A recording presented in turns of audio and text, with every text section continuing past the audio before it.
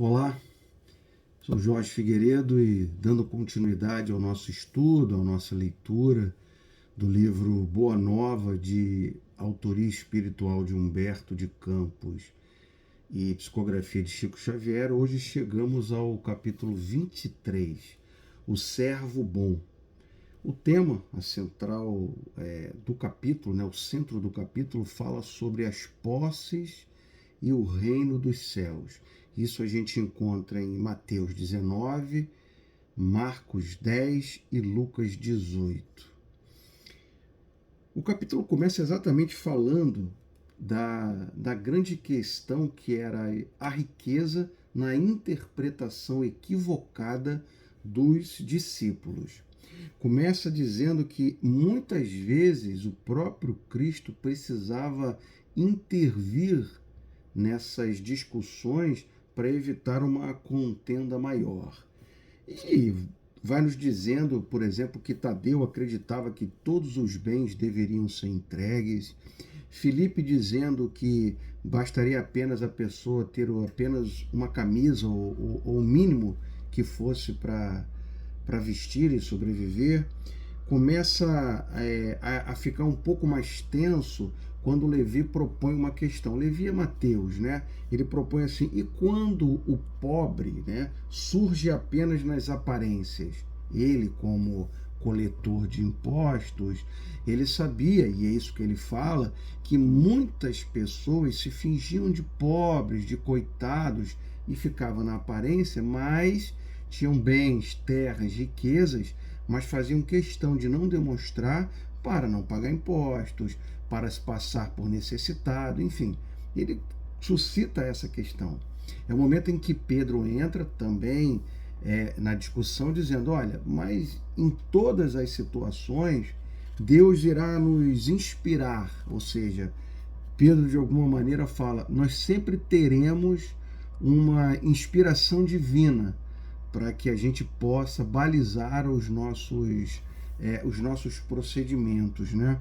Mas Levi, ele, como coloca Humberto de Campos, ele não se dava por vencido na discussão quando Pedro falou isso. E ele coloca assim, mas nós temos que entender que o mestre sempre nos pede vigilância.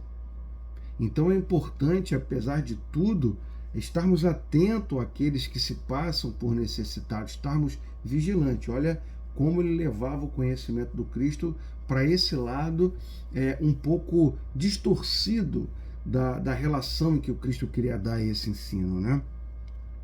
E o próprio Filipe volta e fala: continuarei acreditando que é mais fácil a passagem de um camelo pelo fundo da agulha do que a entrada de um rico no reino do céu. É aquilo que está lá em Mateus capítulo 19, versículo 24. Mas Jesus, diz Humberto de Campos, ele não participava dessas discussões, ele ficava aguardando. Dá para entender pela leitura, e é isso que eu quero que vocês, quando se debruçarem na leitura desse capítulo, percebam que ele deixava a dúvida crescer para que ele pudesse, no momento oportuno, o Cristo, intervir.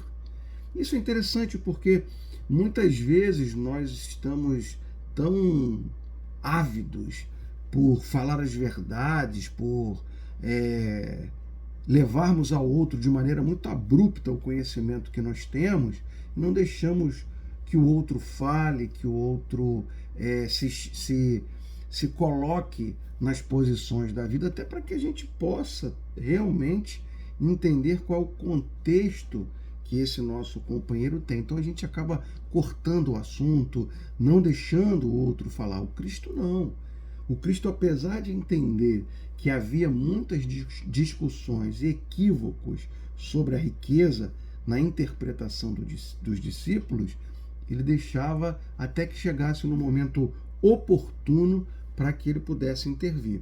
E no capítulo, esse momento oportuno chega quando Jesus vai fazer a sua última viagem a Jerusalém. Está lá no capítulo 19 de Lucas, do versículo 1 ao 10. É quando ele encontra Zaqueu. Ele vai passeando, Zaqueu segundo a descrição de Humberto de Campos, um homem enérgico, um homem rico de posses, né? Mas que o povo ao seu redor, na cidade onde ele estava, né? Não falava com eles, mantinha certa distância, porque também Zaqueu era um coletor de impostos. E naquela época, levando-se em consideração a sociedade, a divisão, todos aqueles que eram coletores de impostos para o governo romano, para o Império Romano, eram mal vistos, não eram compreendidos, porque eram judeus que extorquiam ao máximo o povo para que pudessem daí tirar o seu lucro e pagar o imposto devido ao Império Romano. E Zaqueu sofria isso. Mas o Cristo passa, né? Vai passando, e a famosa frase do Cristo: Zaqueu, desça daí, porque hoje ainda eu necessito da tua hospitalidade e da tua companhia. Isso na frente de todos, porque Jesus está cercado sempre por uma multidão que o acompanha. E agora imagina os discípulos que condenavam qualquer tipo de riqueza, ouvindo Jesus falar: vou ainda hoje necessitar da tua hospitalidade e da tua companhia. E aí, eu vou ler porque é interessante, ele se abraça a Jesus, né? Zaqueu, muito emocionado, ele desce da árvore, abraça Jesus muito emocionada e dá a ordem para que todo seja preparado, né? Para que fossem recebidos na sua casa com a maior alegria. E aí, olha que interessante, Humberto de Campos nos diz que o mestre, Jesus, deu o braço ao publicano e o escutava, atento às suas observações mais insignificantes. Ou seja, Jesus estava atento àquilo que aquele homem que era isolado pela sociedade, execrado por todos, falava, mesmo as coisas mais insignificantes.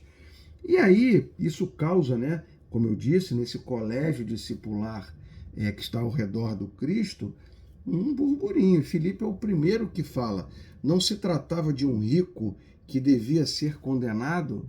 Isso é o que Filipe fala.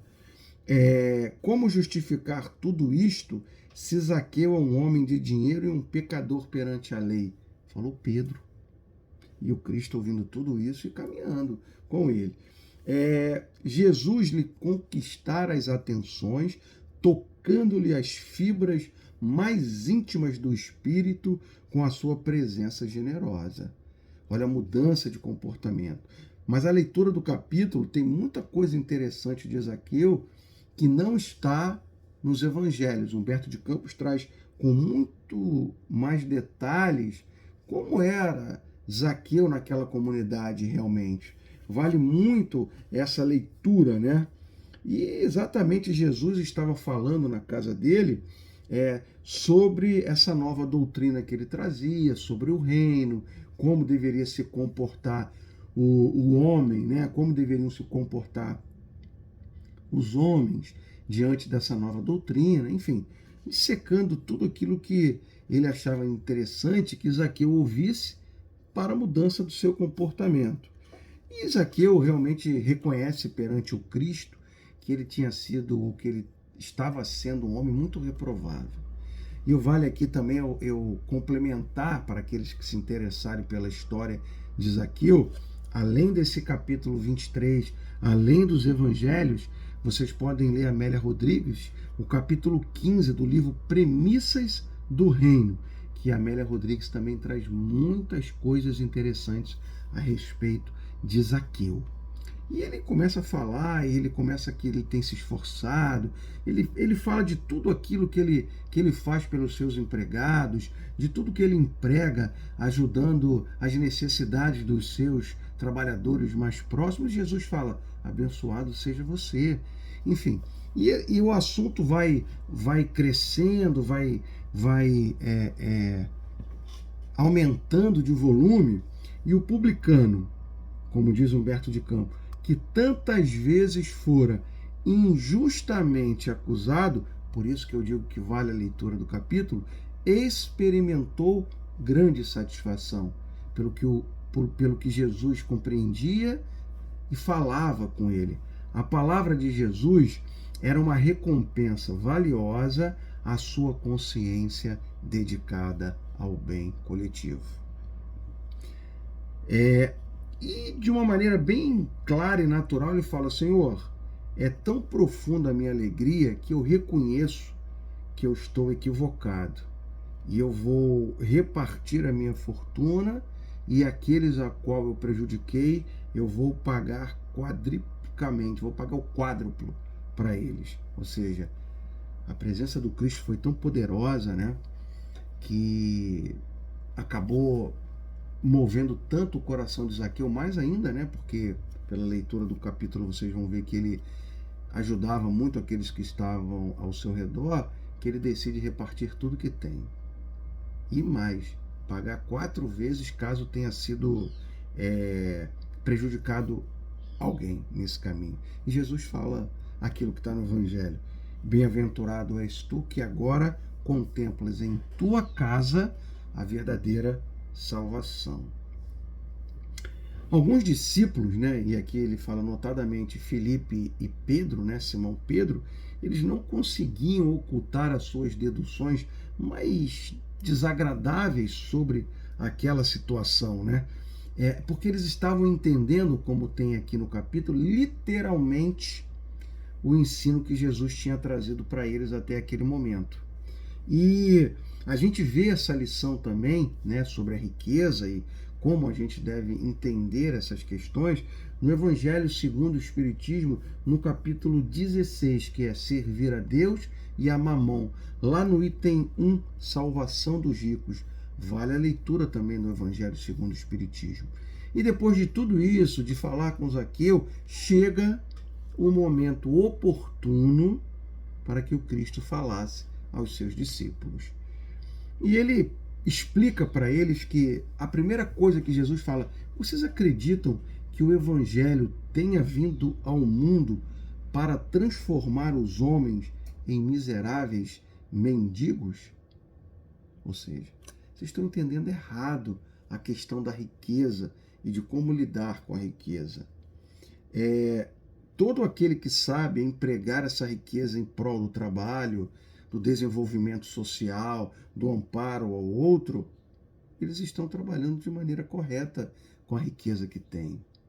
Estes últimos, diz Jesus, sabem empregar o sagrado depósito de Deus e são seus mordomos fiéis, fazendo referência à parábola do mordomo fiel. E é interessante que nessa fala do Cristo a gente vê que todo esse dinheiro, toda essa riqueza é o quê? É um depósito de Deus. É algo que Deus nos dá para que a gente possa tirar dele proveitos para a nossa evolução moral, para a ajuda coletiva, né?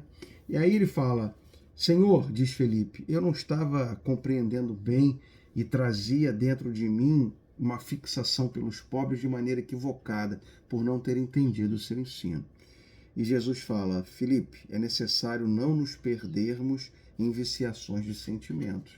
A gente, às vezes, quando quer ajudar, quando a gente está com uma visão equivocada da caridade, da fraternidade, enfim, a gente julga outras pessoas por um viés totalmente equivocado. E aquele momento passa, aquela lição fica, né? Em seguida, Zaqueu manda servir a mesa a todos e a festa continua até o fim. E no final, já na saída, Humberto de Campos diz que foi então que Jesus reuniu a todos e contou a famosa parábola dos talentos, contextualizando, né, a parábola dos talentos aqui. Bom, esse é o capítulo, uma leitura em diagonal, deixando muita coisa de fora para que vocês possam lê-lo e entender como se descreve essa situação da riqueza com isso tudo, mas como é que nós estamos tratando os talentos, né, e as possibilidades divinas que nós temos agora. Eu não estou falando só de dinheiro, eu estou me referindo aos talentos que todos nós temos, né? Como é que nós estamos disponibilizando isso equivocadamente, de maneira da usura, ou colocando isso à disposição dos nossos outros irmãos. Que sentimento tem movido os nossos corações no dia a dia? É empatia pelo próximo? Porque como nós teríamos essa lição, eu digo, e os discípulos no momento, se eles tivessem se recusado a sentar à mesa com Zaqueu? Quantas lições nós temos perdidos por estarmos deixando de repartir a mesa com aqueles que têm muito a nos ensinar, com aqueles que são diferentes de nós, com aqueles que julgamos diferente de nós. Então, vale a pena repensar tudo isso, entender como Cristo trazia cada ensino para que a gente possa, através da doutrina espírita, da compreensão desse Evangelho do Cristo, não cometermos erros gravíssimos de julgamentos equivocados. Muito obrigado e até o próximo capítulo.